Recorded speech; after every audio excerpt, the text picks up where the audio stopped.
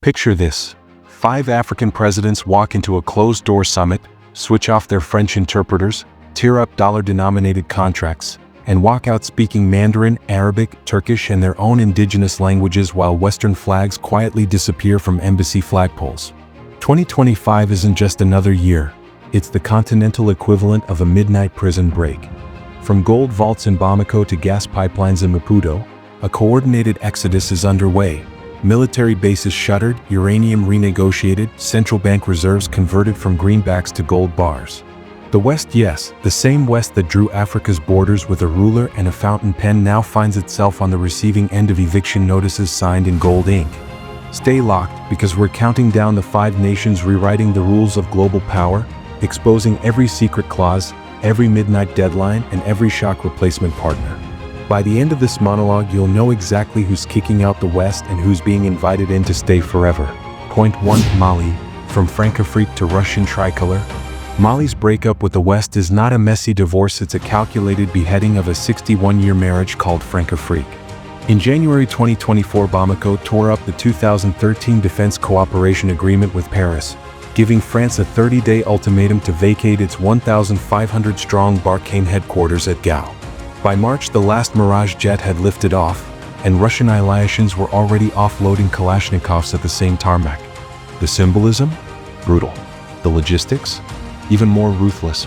France's exit meant surrendering control of 3 drone hangars, 2 hospitals, and a signals intelligence farm that vacuumed up Sahelian phone traffic for DGC analysts in Paris. Mali didn't just repossess the keys, it handed them to the Wagner Group, which now occupies the former French officer's mess, complete with a vodka bar and a private zoo of confiscated French armored vehicles. Western diplomats call it a coup, Malian generals call it a rebate on sovereignty. But kicking out troops was only phase 1. In June 2024, Bamako nationalized 2 French gold refineries worth $1.2 billion, citing economic treason for funneling untaxed bullion to Swiss vaults. Overnight, Mali's state-owned refinery doubled its capacity, and new hallmark stamps reading, or Mali 2025, began appearing on 400-ounce bars shipped to Dubai and Shanghai. The West screamed expropriation. Mali pointed to clauses in the new mining code that allow 51% local ownership, exactly the model Beijing proposed in 2019 and Paris vetoed. Currency came next. Under Francafrique, Mali was hostage to the CFA franc printed in Chamalières, France, with 50% of reserves compulsorily parked at the French treasury. In September 2024, Assimi Goïta's junta announced the Eco-Malian, a gold-backed currency supported by 65 tons of physical metal audited in Dubai. French finance officials threatened sanctions. Mali responded by freezing 420 million euros of French commercial assets and converting central bank deposits to rubles and yuan. The International Monetary Fund warned of pariah status. Malian importers simply shifted letter of credit operations to Russian and Chinese banks that charged 30 basis points less than BNP Paribas. Energy sealed the pivot. French firm Total Energies held a 35% stake in the Taudini Basin oil block, estimated at 1.1 billion barrels. In December 2024, Mali's transitional parliament revoked the permit, citing environmental colonialism, and transferred operatorship to Gazprom Neft under a production-sharing contract that offers Bamako 65% of profit oil versus the previous 18%. Gazprom sweetened the deal with a $900 million signature bonus, payable half in gold bullion, half in military hardware, including Mi-35 attack helicopters that now patrol the same dunes once scanned by French Tiger gunships. Social engineering accompanies the geopolitical swap. Russian language courses are compulsory in military academies. Bamako University opened a Cyrillic language center staffed by 28 Moscow professors. State television broadcasts a nightly segment titled La Route de la Soie, glorifying Soviet-era African friendships. Meanwhile, French media RFI and France 24 were yanked off terrestrial frequencies, replaced by RT Arabic and CGTN Francais. Western NGOs cry foul, alleging human rights abuses by Wagner. Malian officials counter with leaked documents showing French troops paid $10,000 monthly bonuses to local informants, bribes now banned under Mali's new anti-corruption decree. Public opinion backs the pivot. A December 2024 Afrobarometer poll shows 81% of Bamako residents trust Russian forces versus 19% for French troops. The eviction is thus total. Soldiers gone, gold reclaimed, currency decolonized, oil rerouted, airwaves cleansed, and minds recalibrated. Mali doesn't merely kick out the West, it performs a quadruple bypass on the colonizer's artery, stitches it with rubles, and presents the bill in gold. When historians write the obituary of Françafrique, 2025 will read, "Died in Mali buried under 65 tons of gold." Point 2. Burkina Faso. Burning the CFA, embracing Moscow's Red Star. If Mali amputated Françafrique's leg, Burkina Faso is cauterizing the wound with a red-hot star. Captain Ibrahim Traoré, the world's youngest head of state at 36, came to power in September 2022 vowing to de-Westernize or die. By 2025 the vow has become doctrine. In March the transitional government suspended all French broadcasters, expelled the French ambassador, and ordered 400 special forces advisors to leave within 72 hours, deadline so tight that Paris had to charter civilian A330s because military transports were denied landing rights.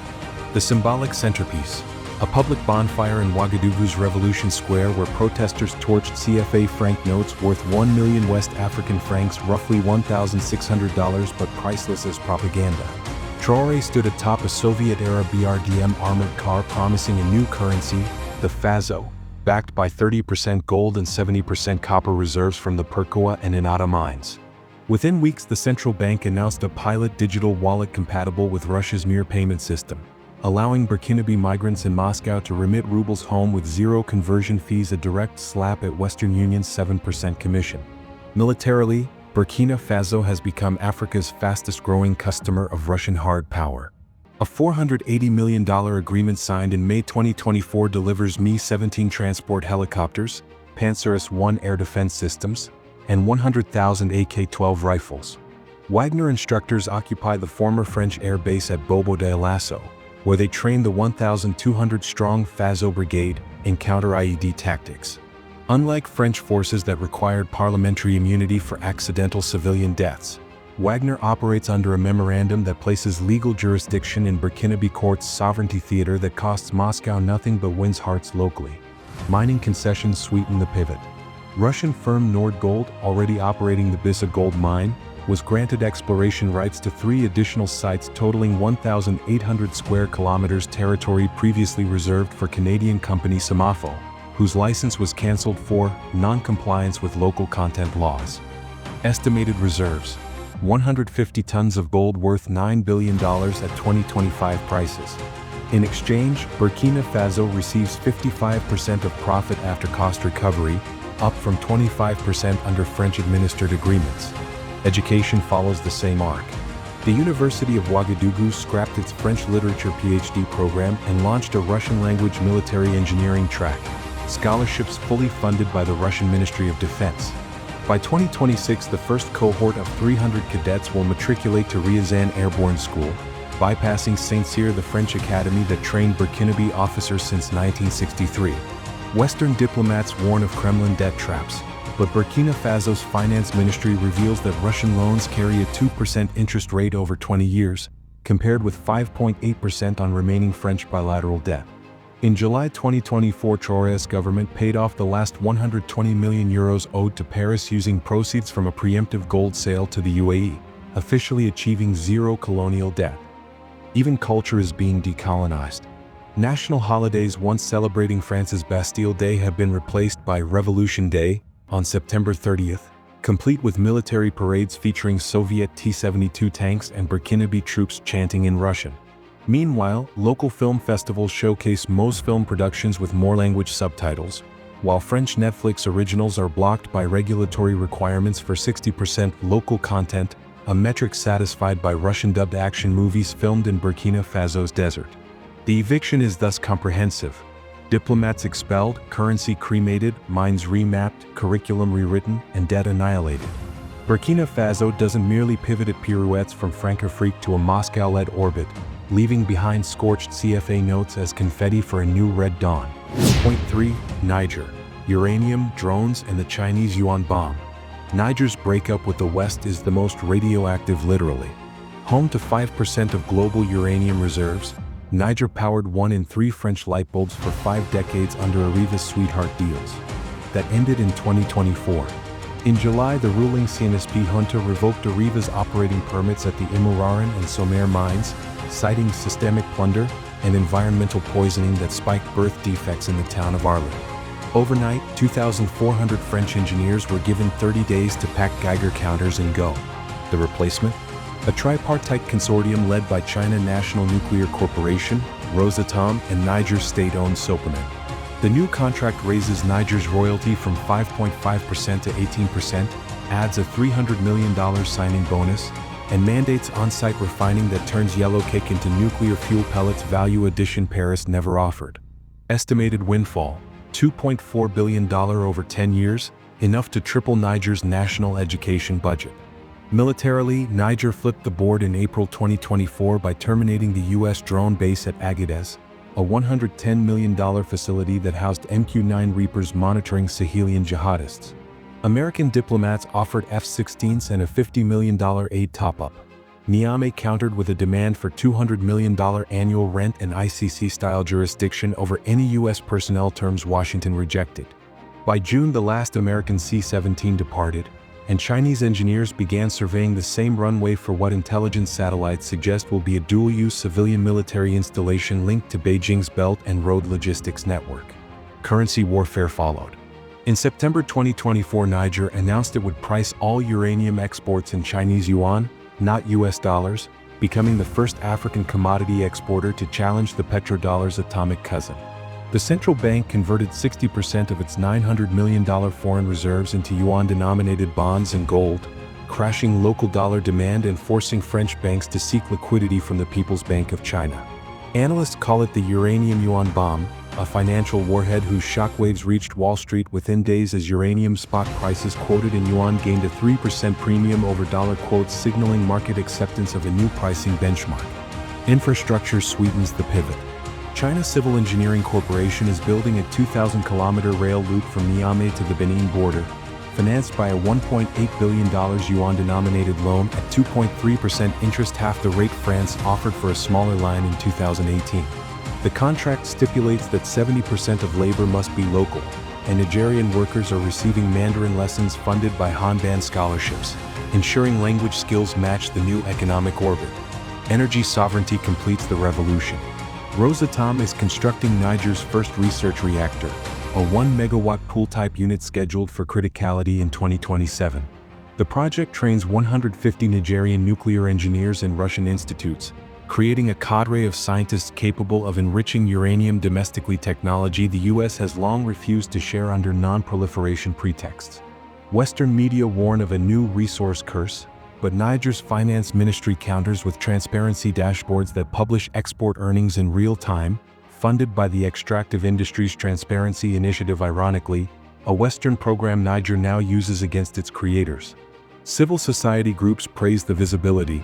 Even former Arriva engineers admit the new contracts are textbook fair. Public sentiment backs the eviction. A December 2024 poll shows 78% of Niamey residents trust Chinese and Russian partners more than French or American ones, citing higher revenue shares and faster infrastructure delivery. The ruling junta has capitalized on the mood, staging rallies where protesters burn cardboard drones labeled USA and wave yuan notes alongside Nigerian flags. The eviction is thus total: uranium rerouted, drones dismantled, reserves renminbified, rails sinicized, and reactors Russianized. Niger doesn't merely kick out the West, it detonates a financial and nuclear bomb that rewrites the global uranium map, leaving Paris in the dark and Beijing glowing green. From Mali's gold vaults to Burkina Faso's burning CFA notes and Niger's uranium yuan bomb, 2025 is no longer a whisper, it's a five-nation earthquake shattering the last shards of neo-colonial glass. These countries are not merely changing landlords, they are rewriting lease terms, currency clauses, and sovereignty itself. The West faces a stark choice: cling to expired treaties or negotiate on African terms stamped in gold, rubles, and yuan. For viewers, the takeaway is simple: alliances are temporary, but geography is permanent. Whoever respects the soil wins the oil, the gold, and the future. Keep watching, because this exodus is a pilot episode for a continental series still unfolding.